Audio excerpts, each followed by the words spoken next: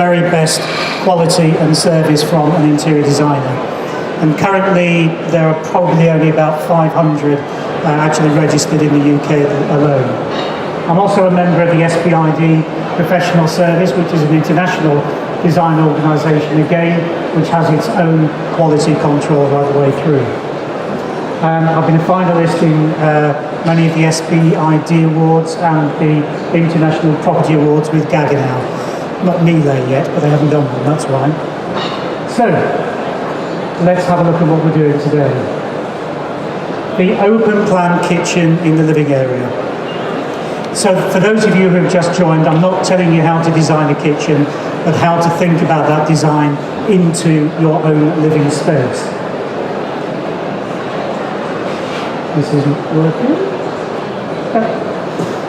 So basically we need to know how can we make it work in an open plan area. Lots of people now are opening up their entire ground floor to make one big open plan living space, and of course then part of that is the kitchen itself, and it doesn't always work depending on the style of kitchen you've got and the space that you've got. So it requires as much consideration before you decide on the kitchen than anything else.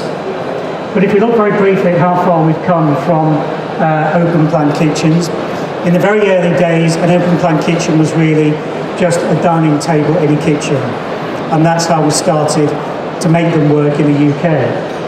And it was based on the concepts coming through from America, primarily in the films, where Americans always had big houses, lots of open space, because they have the space generally for it. In this country, we don't often have that amount of space. We live in Victorian, Georgian, Edwardian properties. New properties are even smaller than that. So the concept of open plan is something we desire because we have the small rooms, which is why it's more important than ever to think about everything, not just the individual units. We started knocking down the serving hatch between the kitchen and the dining room, making that bigger so you could actually work on both sides of the rooms. We then started looking at the design of the kitchen working with the rest of the house. So lots of woods came in to match your wooden furniture. The flooring, the carpets, all the colourways started to work through, even if it was in a separate room. So the idea was being implanted in our minds as to how to make this work. But the 80s and the 90s saw this huge revolution of open plan kitchens taking off, particularly in developments that are coming up now where there isn't enough space. If you've got a new apartment, it generally has to be open plan. And that's what we'll be looking at. Now, to give you an idea of how I work and how I think about these things, this was a project we had in Kensington, Brook Green area, West Kensington, and it was two houses that were knocked into one many years ago, then bought and made back into two houses. So when I was brought in, my idea, as I walked through that very narrow corridor, was that I wanted to see right the way through the house, from the front to the back, and I wanted to see that garden, or patio as it was in this case. So I looked at this before we got an architect involved, and if you're thinking about should it be designer or architect, which way round, I would always recommend having an initial discussion with an interior designer, because they can see the vision. An architect can then work with that vision to make the building work for you. So this is what I came up with. Coming in through the front door, every element of that, including the extension of the back, was all open plan. The nature of the house was that we had different levels going through, but essentially it was open plan. Apart from, as you can see in the hallway there's a cupboard blocking it, so I couldn't see right the way through. Now the architect didn't come up with an idea, the contractor didn't come up with an idea, but what I thought of was, looking at this overall, why do we need that little box in the corner to make that open plan living work? So all I did was put a glass panel in there. Because there was understairs going out down into the basement, I put it at an angle, so it wasn't a big glass wall, so it was unobtrusive, but you can see from the kitchen, I can see right the way through to the front door. When you walk in, you can see right the way through to the kitchen. So the sense of space in what is essentially a very narrow Victorian house increased enormously. Now, the styling of the kitchen here, it's a classic white kitchen because there was no brief from a client. And people still do like white kitchens, they're very, very popular. But there are more exciting finishes coming up for you to consider depending on the overall style of your house. So here, the white kitchen going out to the very crisp, clean patio area, very small courtyard. And it worked very well with the doors, the flooring, the lighting, everything worked very well with it. So it was a classic style. And I felt it worked easily running right the way through the house as well. So what I didn't consider, and this is what you need to consider, is yes, you've got the kitchen, but what else have you got in the house itself? What's the style of furniture? What's the colour range that you like and want to live with for a number of years? Think about it. And if it's a little bit too much to deal with, if it's a new house you're going into, or you've lived there for many, many years and you're just blocked as to what you really want, get a designer in to give you some advice for 2 or 3 hours. Then get on with it yourself, then get them back in if you need it. But that initial thought pattern that takes it away from you makes you think laterally and comes up with a lot of different ideas. Now, think about what you want the space to be. You're knocking all your walls down, you've got a kitchen, you've got a living space, but what do you actually want to do with that living space? Yes, you've got a kitchen, you've got a big island. Do you need a breakfast or dining table as well? Are you the sort of people that never really sit down formally? If not, then make more of the living space. Look at the family room area. How are you going to deal with that? Do you have a fireplace? Do you have a TV area? Do you have a media section? Do you want to come up with something a little bit different as a focus within the room as well? What about a small bar in the corner, which is made up of a base unit from the kitchen that you're buying, shelving above it, or you can have a wine cooler underneath, but it keeps all of that together in one little area. It takes up very little space. It can be 60 wide, in my case 1,000 wide. I would have gone for 1,500, the amount of wines I like to get through. But if you can feed something like that into it, add it onto the list and see what you can think of. Look at a pantry as well when you're designing a kitchen. Pantries were fantastic, and then we got rid of them because nobody wanted the old-fashioned pantry. They are now very, very popular again. For one simple reason, that one small section divided off, if you've got the advantage of an outside wall for a vent to keep it cool, it takes a multitude of things away from the kitchen. You can store food in there, you can store your pots and pans, it's floor to ceiling, you can put anything in it, and it doesn't have to be very, very big, but it keeps everything away. You're probably then cutting down the number of wall units that you may have, therefore making the kitchen less of an eyesore. It cuts it back, it makes it blend in a little more because you're hiding lots more things away. And there are other things you can do with that as well. So, think about the kitchen and what you want. Make a list of what you want in there. A breakfast area, a dining area, a relaxation area, and recreation. Put all those things down and then we can start dividing that up into the overall design of the ground floor, not just the kitchen. And you've got to think about the style of the kitchen as well and what the rest of your house is like. Is it modern? Is it contemporary? Is it traditional? Is it a very classic Georgian style with furnishings and decorations that follow that mode? What you don't want, if you've got open plan, is a great big stainless steel kitchen with lots of lights in it that then won't work with the rest of the house. So it's blending all those styles together that are going to make it work for you. And you've got to stand back and think about this before you go look at these fabulous kitchens here and think, yes, I want that. Will it work? It may not. So you've got to slow down. Also think about the location of the kitchen. This particular client bought her house last year knowing that she had to do an awful lot of work to it. It had a bathroom at the back of the kitchen, which as we know is illegal now, you can't do that. She walked in through the entrance, walking straight into a living area. It was all very, very messy and not very comfortable. So we're going to be knocking all of that down on the ground floor. Taking the bathroom away, opening up that space, adding an extension to the back and the side, and making the kitchen work much better. Now, when I gave the architects the brief, they immediately put the kitchen right at the back of the house. Something a lot of people do. You've got your kitchen, you've got your garden. Now that might work for you. In many cases it does. In this particular case, it's a woman on her own. She's got children, she's got grandchildren, and she never ever cooks. So having a massive kitchen like that at the back, and all the children at the front when they come round a lot to stay and play and rec, that wasn't going to work. So we had to rethink about it. Looked at the kitchen going into the middle, walking in through double doors into what can either be a dining area or an extension of the living area. But the kitchen in the middle, much smaller for what she originally looked at. And then the family room at the back, leading straight out into the garden, and straight level out onto a patio and decking area. So that was where all the mess could be kept. And the kitchen divides them from running through the house. So in this particular case, the kitchen worked great in the middle of the house, not the back and not the front.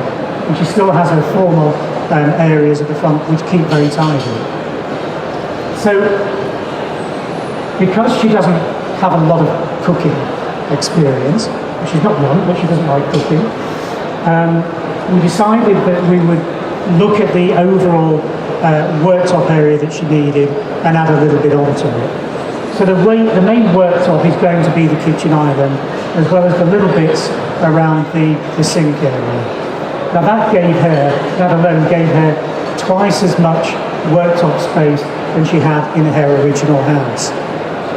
And then tidying things up at the bottom here, we have a bank of floor-to-ceiling units that hide away the fridge freezer, that hide away some of the other units, that make that back area very neat and very tidy. You'll see that here a lot, even on the Miele stand over there, and Arno, where you've got floor-to-ceiling cupboards, very, very neat. You don't have to have that traditional look of base units, worktop, wall units, everything being broken up into so many different areas. It becomes a little bit uncomfortable. So think about that. Can you get away with less worktop, focus it on the kitchen island and the sink area, and hide everything else into one bank of tall units? You can see here just how that, very, very basic drawings here, I have to admit, but that's the sort of thing that we're looking at. And there you can see the living area, the kitchen, a lot of it hidden away looking like built-in units, which essentially that's what they are. Then it's down to the finish to make it blend in with the rest of your home. And then at the front here, where the double doors are, the formal dining and living area. But can open plan be too open plan? We're knocking all these walls down. You've got everything in all one space. Yes, I believe it can be too open plan. And you need to break that down into zones. So you look at each individual section that you want and try and divide them up into little areas. It might be putting a piece of furniture between one area and the next, so that you've got a small media section. You've got an area that you can sit and read your books, listen to music. You've got your kitchen, you've got your relaxation. You're creating little zones of privacy around that open plan area that you can still see right the way through. You can even put large mirrors, you can put glass panels, you can do something to break it up that makes it more interesting, which doesn't detract from that large space. And we call that broken plan living, because you're breaking up all of those zones into workable areas. Now, this particular project, there's lots of case studies here showing you different types of kitchens. Again, this was a very narrow Victorian house in Hammersmith. The whole thing was knocked out internally and extensions at the back. Now, for this particular client, they were coming over from America. The big open plan space was ideal for them. They loved white, they loved the Art Deco style of the property, so that's the way we had to design it. And here, although everything was ripped out, we put everything back in, but with a more 1920s, 1930s look to it, restoring some of the original Victorian elements to it. The furniture, the colourings, the styling of that worked right the way through to the dining area. Because the house was very narrow, a glass table was the most appropriate thing to use, to let the light go through. If you like wooden furniture, think about whether it works. A wooden table does take away a lot of the freedom, the light, and can look very, very cluttered. And that's what they wanted right at the very beginning, until I showed them a glass table. And then it worked. I put it in situ, they could see the difference immediately. And that light flows right the way through. The white kitchen, it's a beautiful one, it's from Roundhouse, it's got Gaggenau fittings in it, cost a lot of money, but it was very, very white and stark. And they are party people. So as much as they have parties maybe 6-7 times a year, they're always in the kitchen. They very often don't go down to the cinema room down in the basement. So it's all here, leading out straight and level into the garden at the back. And at times, particularly during the day, with the amount of light that's coming in there, that kitchen can be very, very stark. So you've got to think about putting blinds up to soften that light, or tint the glass. Do something to cut down that light if you've got strong light coming in right the way through the summer. It can be dazzling. I've been in there and I've almost gone blind with the light that's coming in. The blinds soften it, and so does, in actual fact, a change of colouring in the kitchen. We've got LED lights in here, in the skylight at the top, around the plinths, so that when you want to tone that down, particularly if you're entertaining through the evening, you can change this stark white into something very, very different. You can use the RGB lighting to change that colouring of the kitchen. Not all over, otherwise you'd have a green kitchen or a blue kitchen. It's just zones and tones of different colour reflecting off the white to make that white a much, much softer colour. Now, I've done a lot of white kitchens for people.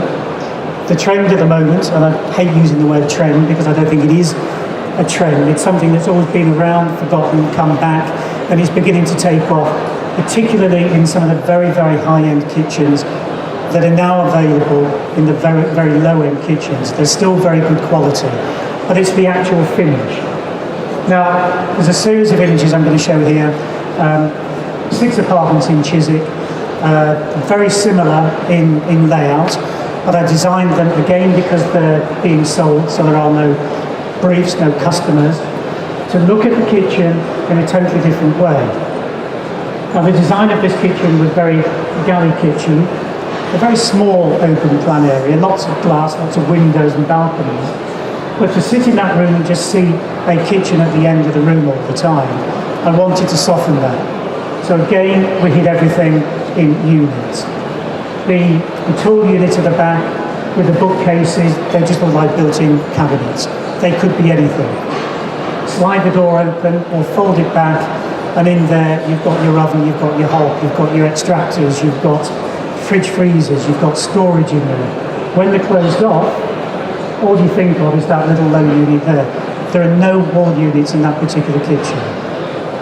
And with lots of light coming in, the trees outside, in actual fact, the kitchens themselves, with the high gloss reflection in those units, starts to camouflage itself a little bit more. And you can see here just how less of a kitchen that is than one. If you look around, you've got your base, you've got your worktop, you've got your splashback, you've got your wall unit. It might work for you, it might be what you want, but then think of the finish itself before you start designing and spending money on it. This is it looking flat on. Heku, who aren't here today, designed a lot of these kitchens for me.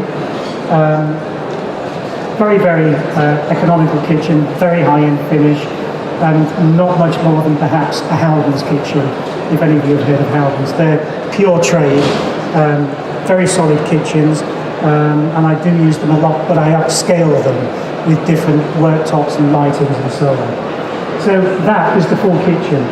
In this case, we've got sliding doors, so you can see just how much can be hidden away. I use LED lighting on the plinth, and what I've also got in here that you'll see on some of the other drawings, to give that openness of the kitchen, because it is within the same room that you're living and relaxing in, I use mirrored perspex underneath the plinth, and with the lighting it looks like everything is floating. You can see the floor right the way through. Now for about £2 a metre, cut to size, delivered off the internet and stuck over your existing plinth, you're creating something very, very different and very special out of that kitchen. And it works very well. I've used it on a number of high-end finishes. So again, you can see just how this works. The colouring of the wood, the flooring, the styling of the furniture itself, which was very bronze and browns and creams, it all blended together into one complete unit. Now, the same kitchen, but in a different finish, in a different colourway, like this, again, it's working together. It's not just a standalone item. So if you've got furniture of a certain colour, if you've got colours that you like to live with, think about those things before you start buying your kitchen and get everything to work together. And this is exactly the same design. The high gloss reflections in the doors just softens that look overall. And again, we're creating zones in these open plan areas as well. Living, dining, cooking, relaxation, walking out onto a balcony. It doesn't matter whether it's a flat or a ground floor. Think about those zones. Break it down, but keep it open plan. With this particular colour range, we went for more of a sort of concrete finish. That's very popular at the moment. Concrete kitchens are very expensive because they are literally skinned and handmade on site. The finishes that you can get now from almost every kitchen company gives you that matte finish, the gloss finish. It's very, very realistic and very, very contemporary if that's what you want to go with. Something else to think about as well are the worktops. Shop around for worktops. There's some very good finishes out there. I use Himax a lot with a huge colour range, huge range of finishes. You can have them this thick, you can have them 15mm thick. And when it comes to the splashback itself, if you're going to be living with it, do you want a big range of glass or tiles or something that's always going to be there? Think about just a small upstand from that worktop and then paint the rest. So you can change that colour when you change the colour in the rest of the room. So it's all working together. If you want to put something behind the hob, if that's against the wall, think about something light and reflective. Think about stainless steel, because that works very well in any style of kitchen. And if you're worried about keeping it clean, because it can get very smudgy, fingerprints and so on, the simple solution is WD-40. You spray that on, rub it all over it, let it dry, and that will repel water, grease, absolutely everything for quite some time. You can use it on the shower screens as well. And essentially it's made from fish oil, and you never see a fish bloating up because it's too wet. So the fish oil keeps it very, very dry, and that's what happens if you use WD-40. I use it every year. So this particular open plan as well, an unusual shape. The kitchen had to be more or less in the middle of the room. So here we went for a classic white look on the drawings. These are all renditions, I'm sure you're aware of that, but we used them to determine how the overall finish is going to look. I thought the white kitchen was too stark in this closed environment, even though we had lots and lots of windows, so I wanted to tone it down. So I offered the choice of a concrete grey finish, which was a sort of mottled texture, not concrete itself. And that just made the kitchen sit back that little bit more, I thought. And the purchaser was actually going with that one. So look at the colours, look at the styling, make it work with the rest of your home, not just the standalone. There are lots of kitchens here I would just go and buy because they're beautiful. And if I got them home and had them fitted, I think that's not going to work. And that's what a lot of us do. You can see there the drawing with the floating